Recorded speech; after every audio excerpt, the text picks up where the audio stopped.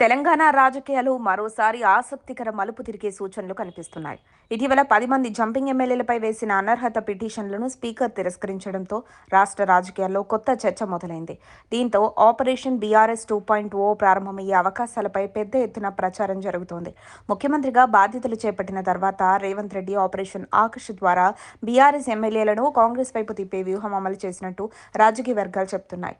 మొత్తం 36 మంది బీఆర్ఎస్ ఎమ్మెల్యేలు ఇప్పటికే 10 మంది కాంగ్రెస్లో చేరారు. దీంతో ఆ పార్టీ నుంచి మరికొంతమందిని కూడా తీసుకొచ్చి అసెంబ్లీలో బీఆర్ఎస్ కు ప్రతిపక్ష హోదా లేకుండా చేయాలనే లక్ష్యం ఉన్నట్టు అప్పట్లో చర్చ జరిగింది. అయితే ఈ ప్రయత్నాలను ముందుగానే అంచనా వేసిన బీఆర్ఎస్ పార్టీ తమ ఎమ్మెల్యేలను కాపాడుకోవడానికి కఠిన చర్యలు తీసుకుంది.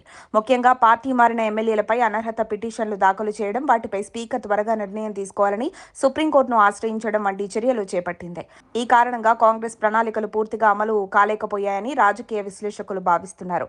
ఫలితంగా ఆపరేషన్ ఆకర్ష్ అక్కడితోనే నిలిచిపోయిందంటున్నారు. కానీ ఇప్పుడు పరిస్థితులు కొంత మారినట్టు కనిపిస్తున్నాయి. 10 మంది ఎమ్మెల్యేలపై స్పీకర్ అనర్హత పిటిషన్లను కొట్టివేయడంతో వారికి క్లీన్ చిట్ లభించింది. దీంతో మరికొంతమంది ఎమ్మెల్యేలు పార్టీ మారేందుకు ముందుకు రావచ్చనే ప్రచారం మొదలైంది.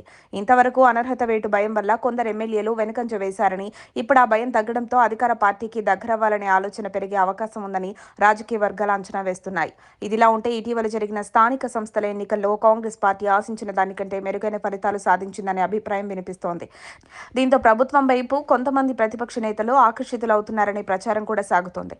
ఈ నేపథ్యంలో బీఆర్ఎస్ పార్టీకి అసెంబ్లీలో ప్రతిపక్ష హోదా లేకుండా చేయాలన్న పాత లక్ష్యాన్ని సీఎం రేవంత్ రెడ్డి మళ్లీ ముందుకు తెచ్చే అవకాశం ఉందని రాజకీయ వర్గాల్లో చర్చ జరుగుతోంది. మరికొంతమంది విపక్ష ఎమ్మెల్యేలతో సంప్రదింపులు ప్రారంభించే బాధ్యతలను కాంగ్రెస్లోని కీలక నేతలకు అప్పగించారని కూడా సమాచారం వినిపిస్తోంది.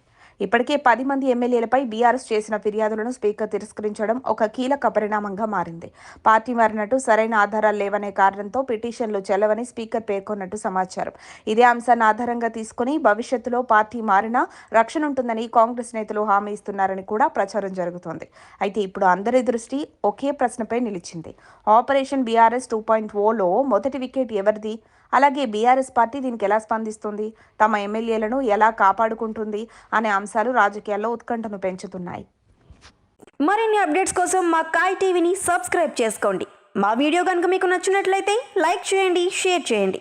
మీ విలువైన అభిప్రాయాలను కామెంట్ బాక్స్లో తెలియజేయండి.